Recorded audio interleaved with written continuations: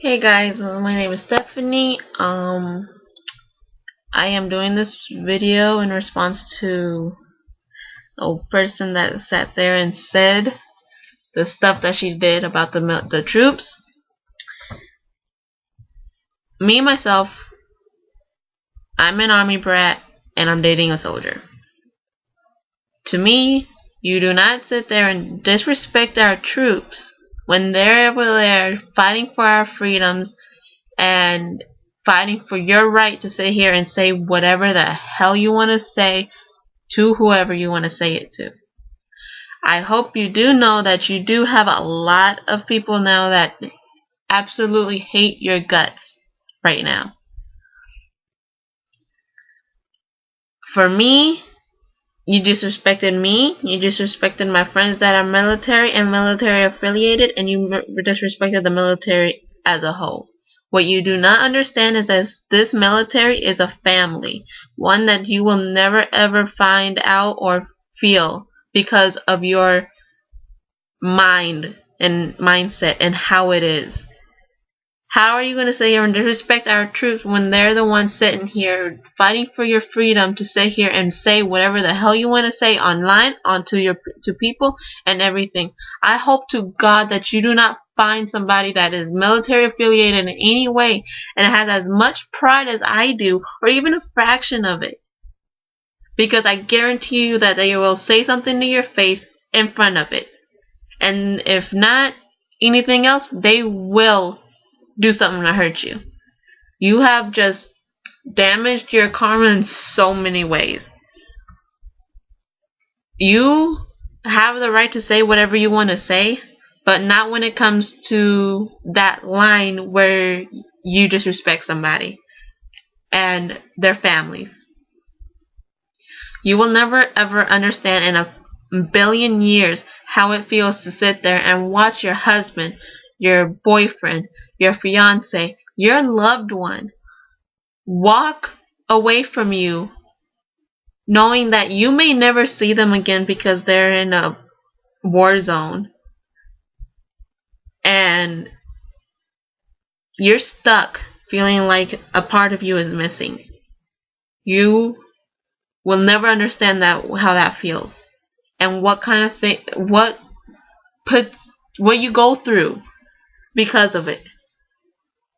The families, me personally, I have given up a lot for your right to sit here and say whatever the hell you want to say about them.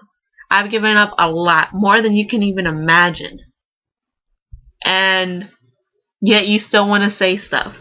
You should not sit there and say something that you know that billions and billions of people are going to sit there and get into your face and tell you exactly what they think about you and disrespect to somebody that you don't even know. If it wasn't for those people, I know people that have lost their lives over there, that have been injured, amputees, everything. I know people like that. My own friends. I know friends that are over there and they are in bad shape right now. My boyfriend, thank God he's not in a war zone, but it's a separation nonetheless. And I've been through a deployment before. I know how it feels to sit there and watch your loved one just walk away from you. You will never understand how it feels to do that. Don't look at the politics of it. Don't look at all this other mumbo jumbo, because that's exactly what it is. I do not care about the politics of this. Not for 1 second. All I care about is that the troops come here. That's what you should only care about, is the troops, not the politics behind everything. Because the politics, they don't do shit except for take our troops over there. I can understand if you sat there and said, I do not support the war.